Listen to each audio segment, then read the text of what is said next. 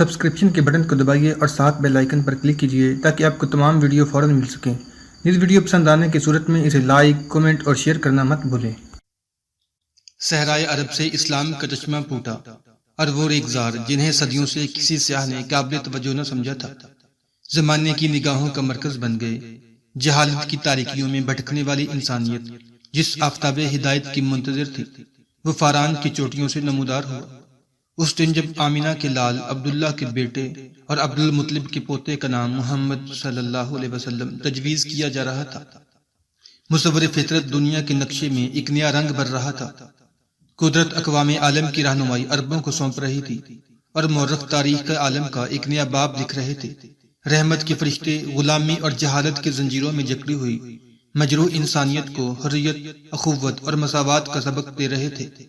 عرب کے صحرا نشین لات و حبل کو توڑ کر اٹھے اور دنیا پر رحمت کی گٹھا بن کر چھا گئے، اور ان کے لوہے نے ہر لوہے کو کاٹا۔ ان کی تہذیب و تمدن اور اخلاق نے ہر تہذیب و تمدن، ہر اخلاق پر فتح حاصل کی۔ انہوں نے دنیا سے فساد کے درخت کی جڑیں کاٹی اور باغ آدم میں اپنے خون سے صلح و امن کے درخت کی آبیاری کی۔ کفر کی تاریکیاں دوپہر کے سائے کی طرح سمٹ رہی تھی۔ کیسر و کسرا کے استبداد کے محل مسمار ہو چکے تھے۔ غازیان اسلام کی فتوحات کا جھنڈا ایک طرف کوہ البرز کی برفانی چوٹیوں اور دوسری طرف افریقہ کے تپتے ہوئے ریگزاروں میں لہرا رہا تھا۔ ان کے گھوڑے بیک وقت مشرق میں ہندوستان اور مغرب میں اسپین کے دریاؤں کا پانی پی رہے تھے۔ 1300 برس کے بعد آج بھی ایک مورخ حیران ہو کر یہ سوال کرتا ہے کہ عربوں کی گھوڑوں کی تیز رفتار غیر معمولی تھی یا قدرت نے ان کے سامنے زمین کو سمٹنا سکھا دیا تھا۔ یہ ایک انقلاب تھا، ایک روشن انقلاب۔ قدرت نے عرب کے ریت کے ذروں کو ستاروں کی چمک عطا کی اور انہیں دنیا کے تاریک ترین گوشوں میں بکھیر دیا تھا۔ لیکن 600 سال کے بعد ایک اور انقلاب آیا، ایک تاریک انقلاب۔ شاید اسلام کے چراغ نے جس تاریکی کا کئی صدیوں تعاقب کیا تھا، چاروں اطراف سے سمٹ کر صحرائی گوپی میں پناہ لے چکی تھی۔ شاید اس آگ کی چنگاریاں جسے عرب کے پانی سے بجھایا جا چکا تھا، صحرائی گوبی کی ٹھنڈی ریت میں دب کر سلگ رہی تھی اور 600 برس سے اس انتظار میں تھی کہ خرمن اسلام کے محافظ کب سوتے ہیں۔ حقیقت یہ ہے کہ خرمن اسلام کے محافظ ایک مدت سے اونگ رہے تھے، اور کفر کی آگ 600 برس اس لیے دبی رہی کہ قرون اولیٰ کے مجاہدین کی داستانیں اس کے لیے پانی کے چھینٹوں کا کام دیتی رہیں۔ دشمنان اسلام کو دولت عباسیہ کے کھوکھلے محل بھی اس قوم کے ناقابل تسخیر قلعے دکھائی دیتے تھے، جس کے اسلاف نے پہلی صدی ہجری میں دنیا کے بڑے بڑے جابر بادشاہوں کے تاج اپنے پاؤں تلے رونڈ ڈالے تھے۔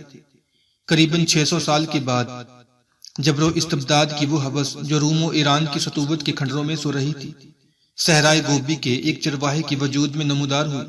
اس چرواہے کا نام تموجن تھا، بعد میں وہ چنگیز خان کے نام سے مشہور ہوا۔ دنیا کا وہ فاتح جس کے اقبال کا سفینہ خون کے دریا میں تیرتا تھا، جس کے مقدر میں ظلمت کے طوفانوں کی رہنمائی تھی۔ اسی چنگیز خان کی قیادت میں منگولیا کے وحشی قبائل ایک آندھی کی طرح اٹھے اور تہذیب کا ہر چراغ بجھاتے ہوئے دنیا کے چاروں طرف چھا گئے۔ 600 برس کے بل جو بادل صحرائے عرب سے نمودار ہوئے تھے، انہوں نے باغ آدم پر رحمت کے موتی نچھاور کیے تھے۔ لیکن 600 برس بعد صحرائے گوبی سے جو آندھی نمودار ہوئی، اس میں بادلوں کی بجائے پھٹے ہوئے آتش فشاں پہاڑوں کا دھواں تھا، اور اس دھوئیں کے بادلوں کے لحاف میں اس آتشی مادے کا بے پناہ سیلاب تھا جو شہروں اور بستیوں کو جلاتا ہوا گزر گیا۔ بابل، نینوا اور پومپی آئی کے کھنڈر دیکھ کر انسان کی روح قدرت کے جن تخریبی عناصر کی ہمگیری کا اعتراف کرتی ہے، وہ تاتاریوں کے آتشین طوفان کے سامنے بے حقیقت بن کر رہ جاتے ہیں۔ مہذب دنیا کے لیے چنگیز خان کی افواج کا طریقے جنگ بالکل نیا تھا۔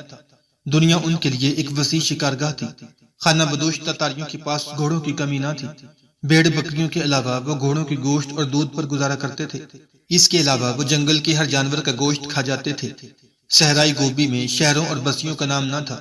اگر کہیں بارش ہو جاتی تو یہ خانہ بدوش وہاں جا نکلتے، اور جب تک ان کے مویشی گھاس کا آخری تنکا تک نہ چر لیتے وہ وہیں رہتے، اور پھر جب کوئی مسافر یہ پیغام دیتا کہ فلاں مقام پر بارش کے چند چھینٹے پڑے ہیں تو وہ ادھر کا رخ کر لیتے۔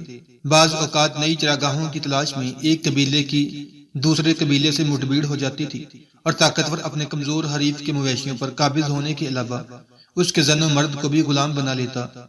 اس لیے کمزور قبائل اپنی حفاظت کے لیے متحد ہو کر کسی طاقتور آدمی کو اپنا امیر بنا لیتے تھے۔ سردیوں میں شمال کی سرد ہواؤں سے یہ تمام علاقہ کرۂ زمہر بن جاتا تھا۔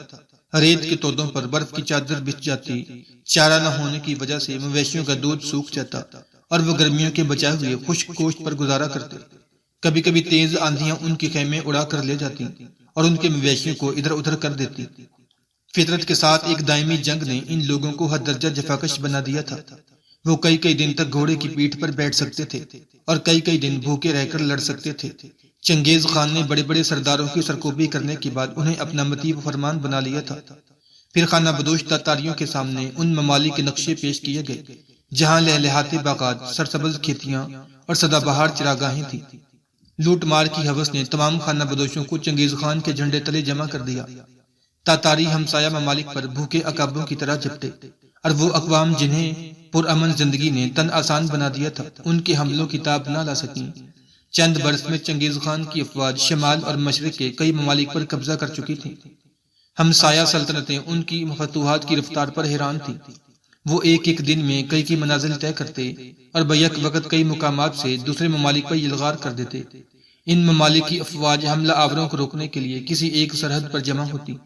چنگیز خان کی فوج کا ایک حصہ ان کا مقابلہ کرتا اور باقی افواج مخالف سمتوں سے ملک میں داخل ہو کر شہروں اور بستیوں پر قبضہ کر کے سلطنت کا تمام نظام مفلوج کر دیتی۔ بعض اوقات یوں بھی ہوتا کہ کسی ملک کا سپہ سالار تاتاریوں کی پیش قدمی سے باخبر ہو کر ان کا راستہ روکنے کے لیے سرحد پر پڑاؤ ڈال دیتا۔ اس کے جاسوس اسے ہر روز یہی خبر دیتے کہ حملہ آوروں کا رخ اسی طرف ہے، لیکن ایک صبح کوئی ایلچی یہ پیغام لے کر آ جاتا کہ چنگیز خان کی باقی افواج نے دوسری سرحد عبور کر کے دارالحکومت پر قبضہ کر لیا ہے۔ تاتاریوں کی حیرت انگیز کامیابی کا راز ان کی رفتار میں تھا۔ وہ گھوڑوں کی ننگی پیٹھ پر سواری کرتے تھے۔ ہر سوار کے ساتھ کئی کئی گھوڑے ہوتے تھے۔ جب ایک گھوڑا تھک جاتا تو سوار دوسرے گھوڑے پر بیٹھ جاتا۔ یلغار کے وقت سوار کو اگر بھوک محسوس ہوتی تو وہ گھوڑے کی پیٹھ پر زخم کر کے اس کے خون کے چند گھونٹ چوس لیتا۔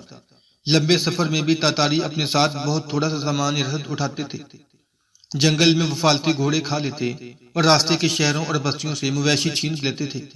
اگر کسی شہر کے باشندے مزاحمت کے بغیر ہتھیار ڈال دیتے تو تاتاری صرف ان لوگوں کو قتل کرتے جنہیں سپاہیانہ خدمت کے قابل سمجھا جاتا تھا۔ تاہم ہر سپاہی مفتوح قوم کی عورتوں کی بے حرمتی کرنا اپنا حق سمجھتا تھا۔ اگر کوئی شہر مزاحمت کے بعد فتح ہوتا تو مکانوں کو آگ لگا دی جاتی اور مکینوں کو قتل کر دیا جاتا۔ ہر فوج کا جرنیل اپنے سپاہیوں کو فتح کے یادگار تعمیر کرنے کا حکم دیتا اور تاتاری سپاہی نوجوانوں کے علاوہ بچوں، بوڑھوں اور عورتوں کے سر کاٹ کر مینار بنا دیتے تھے۔ پھر جس فوج کا مینار سب سے بلند ہوتا اس کے افسروں اور سپاہیوں کو چنگیز خان شاباش دیتا۔ بعض اوقات دو سپاہیوں میں اس بات پر بھی جھگڑا ہو جاتا تھا کہ تمہارے مینار اندر سے کھوکھلا ہے، ورنہ آج میری فوج نے زیادہ سر کاٹے ہیں۔ یہ وہ قوم تھی جس کے ہاتھوں عالم اسلام کی عبرت ناک تباہی مقدر ہو چکی تھی۔ اس عالم اسلام کی تباہی جو انتشار اور لامرکزیت کی آخری حد تک پہنچ چکا تھا، مسلمانوں کی تباہی جو غفلت کی نیند سو رہے تھے، جو احکام الہی پر عمل پیرا ہونے کی بجائے اپنی خواہشات کے مطابق اس کی تعویلیں گھڑنے کے عادی ہو چکے تھے۔ ان کے پاس آدھی دنیا کو فتح کرنے والے اسلاف کی تلواریں اب بھی تھیں، لیکن اسلاف کا ایمان نہ تھا۔ مدینے سے کوئی 150 کوس کے فاصلے پر ایک چھوٹی سی بستی کی مسجد میں صبح کی نماز کے بعد شیخ احمد بن حسن قرآن و حدیث کا درس دے رہے تھے۔ طاہر بن یوسف مسجد میں داخل ہوا اور شیخ کی طرف دیکھنے لگا۔ طاہر کی عمر کوئی 22 سال کے قریب تھی۔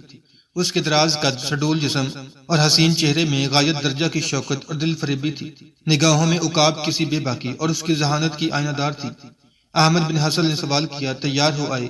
جی ہاں، میں امی جان سے رخصت لے آیا ہوں۔ احمد بن حسن نے شاگردوں کو رخصت کیا اور اٹھ کر نوجوان کے ساتھ مسجد سے باہر نکل آئے۔ مسجد کے دروازے سے باہر شیخ کا ایک نوکر گھوڑا لیے کھڑا تھا جو سفر کے لیے ضروری سامان سے لیس تھا۔ احمد بن حسن نے گھوڑے کی گردن پر تھپکی دی۔ گھوڑے نے گردن اٹھائی، کان کھڑے کر لیے اور اگلا سم زمین پر مارنے لگا۔ احمد بن حسن نے مسکراتے ہوئے طاہر کی طرف دیکھا اور کہا، تمہارا گھوڑا کہہ رہا ہے کہ دھوپ تیز ہو رہی ہے، ہمیں جلد رخصت کرو۔ طاہر، میرے ذہن میں اس وقت کوئی ایسی بات نہیں جو میں تم سے بار بار پہلے نہیں کہہ چکا۔ بغداد تمہارے لیے ایک نئی دنیا ہوگی، وہاں تم جیسے نوجوان کے لیے بننے اور بگڑنے کے ہزاروں سامان موجود ہیں۔ چاہو تو اس باغ کے کانٹوں سے الجھ کر رہ جاؤ، چاہو تو اپنا دامن مہکتے ہوئے پھولوں سے بھر لو۔ بغداد خوبیوں اور برائیوں کا مرکز ہے، لیکن اب برائیاں زیادہ ہو رہی ہیں اور خوبیاں کم۔ تمہیں کئی تلخیوں کا سامنا کرنا پڑے گا اور کئی حوصلہ شکن مراحل سے گزرنا ہوگا۔ قاضی فخر الدین میرا خط پڑھ کر یقیناً تمہارے لیے بہت کچھ کریں گے اور ممکن ہے کہ ان کی مدد سے تم دربار خلافت تک رسائی حاصل کر سکو۔ دربار خلافت پر ترک اور ایرانی امراء کا غلبہ ہے، وہ تمہارا راستہ روکنے کی ہر ممکن کوشش کریں گے، لیکن مجھے تمہاری صلاحیتوں پر بھروسہ ہے۔ تم علم کے گہرے دریاؤں کی سیر کر چکے ہو، مدینے کے بہترین دماغ تمہاری ذہانت پر رشک کرتے ہیں۔ مومن کی زندگی کا دوسرا جوہر سپاہگری ہے، اور تم تلوار سے کھیلنا بھی جانتے ہو۔ اس وقت عالم اسلام کو تمہارے علم سے زیادہ تمہاری تلوار کی ضرورت ہے۔ بغداد میں قاضی فخر الدین تمہارے لیے بہترین رہنما ثابت ہوں گے۔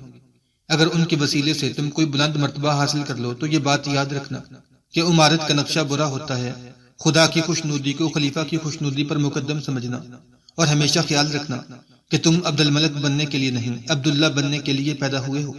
اپنی دولت کے لحاظ سے تم بغداد کے امیر ترین آدمیوں میں شمار کیے جاؤ گے۔ میں نے ان جواہرات میں سے ایک ہیرا ایک جوہری کو دکھایا تھا، اور اس نے مجھے بتایا تھا کہ اس کی قیمت 10,000 دینار سے کم نہیں۔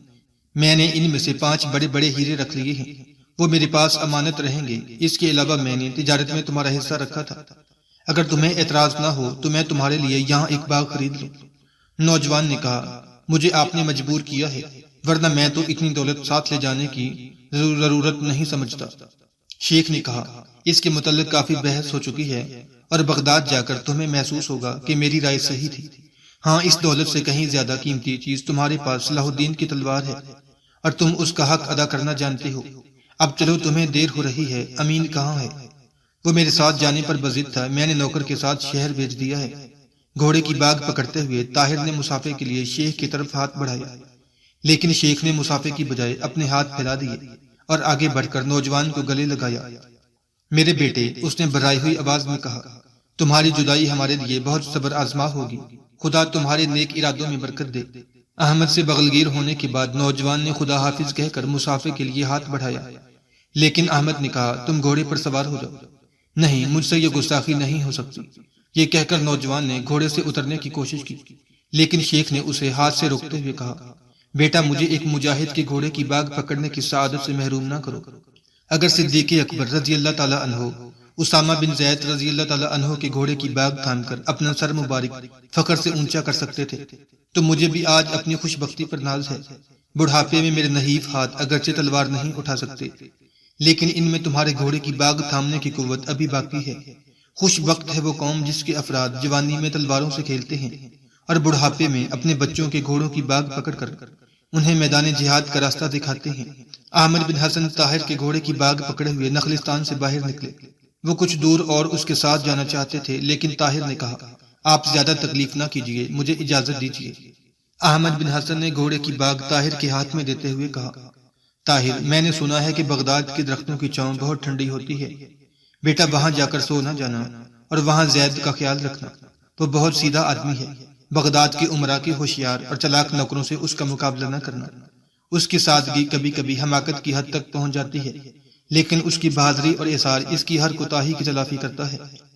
طاہر نے کہا، آپ اطمینان رکھیے، میں اسے اپنا بہترین دوست سمجھتا ہوں۔ احمد بن حسن نے خدا حافظ کہہ کر گھوڑے کی باگ چھوڑ دی۔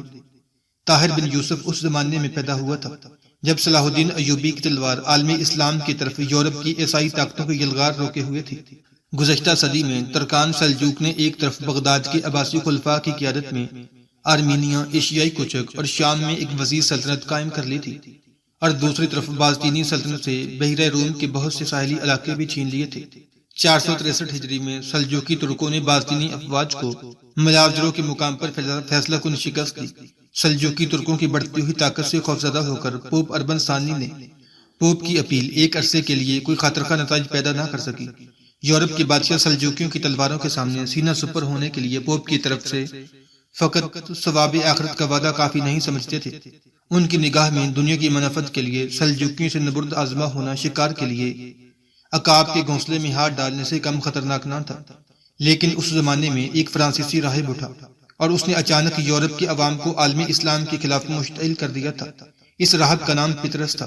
اس نے صلیب اٹھائی اور گدھے پر سوار ہو کر تمام یورپ کا چکر لگایا۔ اس کے پھٹے پرانے لباس اور ننگے پاؤں سے مظلومیت برستی تھی۔ اس کی نگاہوں میں انتقام کی چنگاریاں تھیں اور زبان پر زہریلے نشتر تھے۔ وہ جہاں جاتا لوگ اس کے گرد جمع ہو جاتے۔ وہ ارض مقدس پر سلجوکیوں کے مظالم کی فرضی داستانیں بیان کرتا، خود روتا اور دوسروں کو رلاتا۔ عوام اس کی ہر تقریر کے اختتام پر صلیب کی حرمت کے لیے قربان ہو جانے کی قسمیں کھاتے۔ عوام کا جوش و خروش دیکھ کر یورپ کی ہر چھوٹی اور بڑی سلطنت کے حکمران عالم اسلام کے خلاف ایک فیصلہ کن جنگ لڑنے کے لیے تیار ہو گئے۔ ہلال کے خلاف صلیب کی تمام قہرمانی گفتیں یکجا ہو چکی تھیں، لیکن ملک شاہ کی وفات تک یہ سلاب رکا رہا۔ ملک شاہ کی وفات کے بعد سلجوقی سلطنت ٹکڑے ہو گئی۔ اس کے تنزل کی رفتار ہندوستان میں اورنگزیب عالمگیر کی وفات کے بعد سلطنت مغلیہ کے تنزل کی رفتار سے بھی تیز تھی۔ 7 سال کے عرصے میں مغرب کی طرف عالم اسلام کا وہ دفاعی مورچہ جسے یورپ کی عیسائی سلطنتیں ناقابل تسخیر سمجھتی تھیں، خود بخود ٹوٹ گیا، اور 491 ہجری میں عیسائیت کے سلاب عالم اسلام پر امڑ آیا۔ بغداد میں سلطنت عباسیہ نے ترکان سلجوق کے زوال پر اطمینان کا سانس لیا، لیکن وہ عیسائیت کی خوفناک سیلاب کی روک تھام کے لیے کچھ نہ کر سکے۔ 1 سال کے اندر اندر عیسائیوں نے سلجوکیوں کی رہی صحیح طاقت کچل ڈالی اور یروشلم کے علاوہ شام کے بہت سے شہروں اور بندرگاہوں پر قابض ہو گئے، اور فلسطین اور شام کے چند علاقے ملا کر ایک عیسائی سلطنت قائم کر دی۔ یہ سلطنت عالم اسلام کے سینے پر ایک خنجر تھی۔ قریباً 50 سال کے بعد عالم اسلام کا ایک مدافعانہ جذبہ عماد الدین زنگی کی شخصیت میں نمودار ہوا، اور اس کے جان توڑ حملوں نے صلیب کے علم برداروں کے دلوں میں غازیان اسلام کی پرانی ہیبت زندہ کر دی۔ بغداد کے عباسی خلیفہ کی طرف سے ابتدا میں اس کی حوصلہ افزائی ہوئی، اور اس کی شجاعت کی داستانیں سن کر مختلف اطراف سے عالم اسلام کی ہزاروں سرفروش اس کے جھنڈے تلے جمع ہونے لگے، لیکن سلطنت کے اندرونی خلفشار کے باعث وہ اپنا کام پورا نہ کر سکا، اور ارض مقدس میں عیسائی سلطنت کا ٹمٹماتا ہوا چراغ بجھتے بجھتے ہوئے بچ گیا۔ لیکن 584 میں مصر میں صلاح الدین ایوبی کا اقتدار اس چراغ کے لیے ہوا کا آخری جھونکا ثابت ہوا۔ ارض مقدس پھر ایک بار غازیان اسلام کے سمند اقبال کے بوسے لے رہی تھی۔ یورپ کی عیسائی طاقتوں کو صلاح الدین ایوبی کی تلوار سلجوکیوں کی تلواروں سے کہیں زیادہ خطرناک نظر آنے لگی تھی، اور فرانس، جرمنی اور انگلینڈ کے علاوہ یورپ کی تمام عیسائی سلطنتیں اپنے ٹیڈی دل افواج کے ساتھ مشرق میں عیسائیت کے اقتدار کے گرتے ہوئے ستونوں کو سہارا دینے کے لیے موجود ہوئیں۔ خلافت عباسیہ نے اب کی بار بھی براہ راست اس جنگ میں شرکت نہ کی، لیکن صلاح الدین ایوبی کے شجاعانہ کارناموں نے جلد ہی عالم اسلام کو اس کا گرویدہ بنا دیا۔ یورپ کی بے شمار افواج کی یلغار سے باخبر ہو کر عرب، عراق اور ترکستان سے کئی سرفروش یکے بعد دیگرے صلاح الدین ایوبی کے جھنڈے تلے جمع ہونے لگے۔